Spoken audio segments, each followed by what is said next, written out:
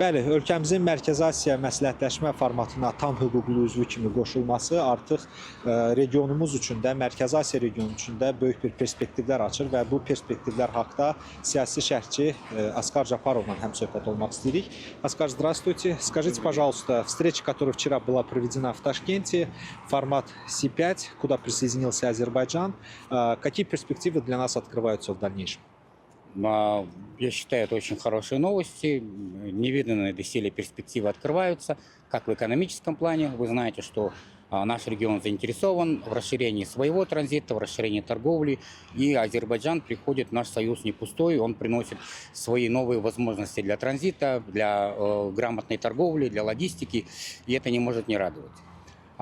Очень хорошо расширяются у нас гуманитарные отношения. Вы знаете, наш президент предложил развивать единый бренд Центральной Азии, в том числе туристические и креативные индустрии. Так или иначе, все те хорошие начинания, которые у нас были до этого, сейчас воплощаются именно в хорошем перспективном продолжении. Единственное, что не хотелось бы, чтобы это все осталось на уровне декларации. Нам сейчас необходимо крайне четко это все институционализировать, чтобы появились нормальные договора, чтобы соглашения, чтобы все это плавно-плавно обрастало правильной бюрократией. Благодарю. Bəli, həmsöhbətimiz də qeyd etdiyi kimi artıq Azərbaycan və Mərkəzi Asiya birləşir. Demək olar ki, bu tam olaraq bir regiondur və bu baxımdan ölkələr arasında, regiona daxil olan ölkələr arasında çox böyük perspektivlər açılır.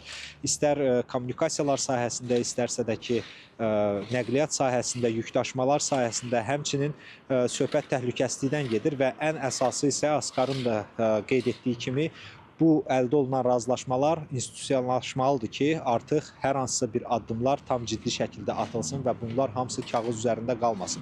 Gördüyünüz kimi Mərkəzi Asiya bölgəsində də ümidlər çoxdur, perspektivlər çoxdur və biz isə çalışacağıq ki, bu əlaqələr daha da şaxələnsin və ümid edirik ki, Türk dünyasının inteqrasiyası və birləşməsi daha tez sürətlə həyata keçəcək. Bizim isə bu saatda çatdıracaqlarımız bunlardan ibarət idi. Buyurun, söz yenidən sizdədir.